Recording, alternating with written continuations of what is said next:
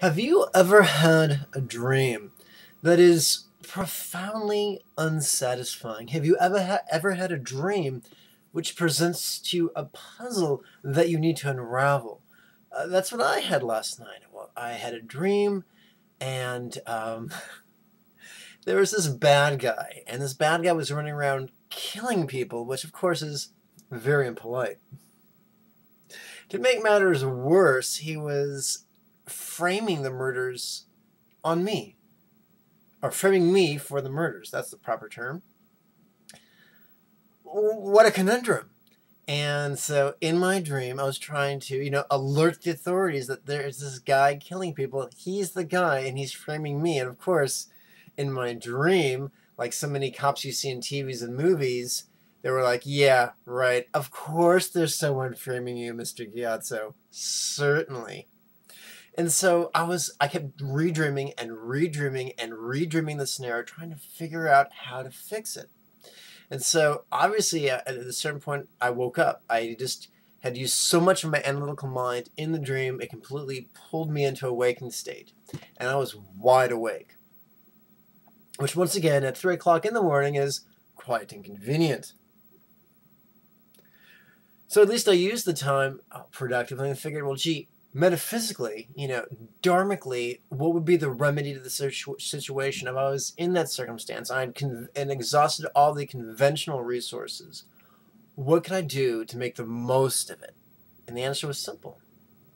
Bring all four of Buddha's mental yogas of devotion, awareness, love, and letting go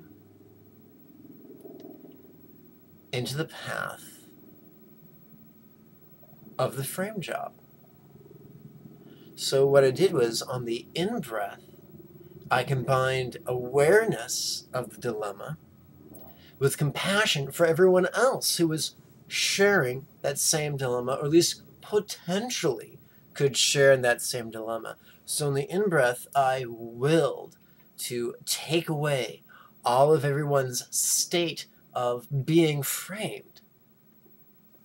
And I took it away as if it was great billowing black clouds of soot. I mentioned it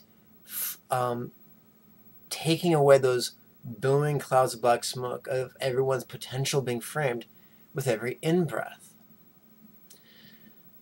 So that combined awareness of nostril breathing with awareness of the potential of being framed with awareness of everybody else's potential being framed, which of course is compassion. On the out-breath, I mentally invoked the Buddha of compassion using the Sanskrit name Chain Re Zig, while also relaxing, because folks, after all, let's face it, on the in-breath we tend to tighten up a little bit, and that physical phenomena is a great parallel for the mental phenomena of tightening our attention or concentrating. And on the out-breath, the opposite occurs. We spontaneously relax. And that is a great mirror of the spiritual phenomena of letting go. So on every out-breath, as I was mentally invoking Chenrezig, Zig, I was also physically letting go and emotionally letting go and intellectually letting go. So on the in-breath, taking all frames. On the out-breath, Chain Re Zig. And in that simple exercise, we practice the essence of all that Buddha taught. Now, does that mean you should use this exercise the next time you dream that a villain is trying to frame you? Well, that'd be lovely. But it can be adapted to anything. Do you feel ill?